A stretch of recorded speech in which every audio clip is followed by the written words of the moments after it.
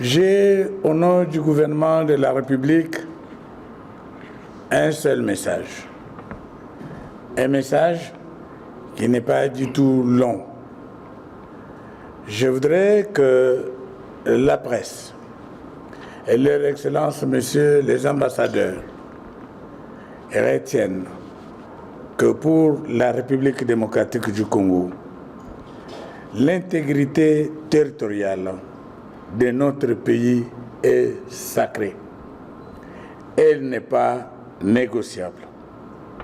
C'est cette affirmation soutenue par la Charte des Nations Unies, par la Charte de l'Unité africaine et par la Constitution de la République démocratique du Congo qui préoccupe notre voisin, le Rwanda, qui s'intéresse non seulement aux limites géographiques de notre pays, mais aussi et surtout à son sous-sol.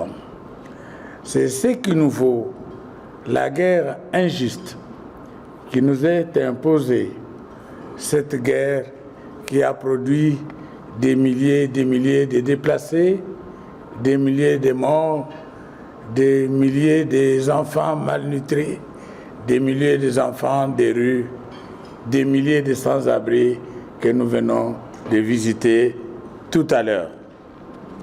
Cette revendication non fondée juridiquement, maladroite et belliqueuse et contre toute attente, a été contre toute attente, je voulais dire, appuyé par le président Sarkozy, qui, lors d'un passage à Kinshasa, proposait à la République démocratique du Congo de partager ses richesses frontières avec son voisin. Ces mêmes prétentions sont contenues et soutenues par l'ex-président Bill Clinton, qui soutient et a toujours soutenu la balkanisation de la République démocratique du Congo. Tout cela justifie les massacres et la guerre qui nous préoccupent aujourd'hui. Le peuple congolais dit fermement non à cette violation du droit international. Il se battra jusqu'à la dernière goutte de sang pour défendre l'intégrité territoriale de son pays. Ce qui s'est passé au Soudan, en Yougoslavie, en Somalie, ne peut être dupliqué en République démocratique du Congo. Rappelez-vous que le Katanga a été déclaré indépendant. Il avait même battu sa monnaie. L'Empire du Sud Kasaï, mêmement. Il a existé la République populaire de Kisangani. Tout cela n'a pas abouti parce que la République démocratique du Congo tient mordicus à l'intégrité de son territoire.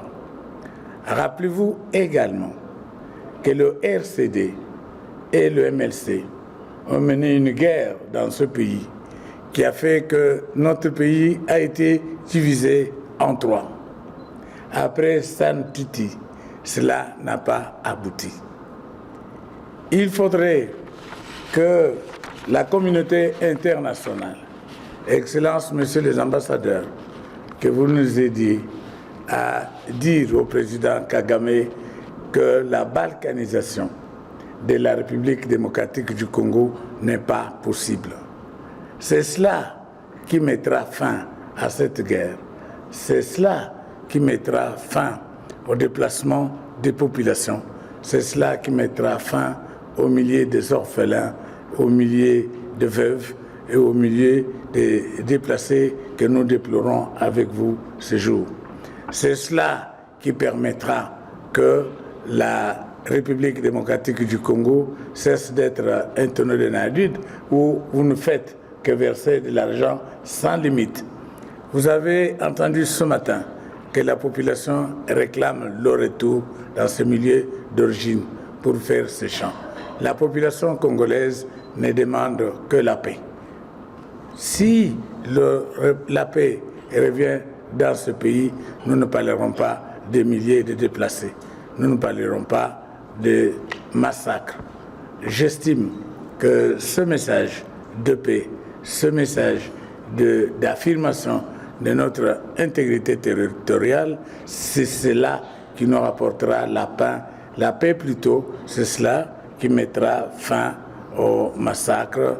Et nous, les humanitaires, nous parlerons peut-être des inondations, des catastrophes naturelles, plutôt que des massacres, œuvres de l'homme pour des ambitions démesurées. Je vous remercie.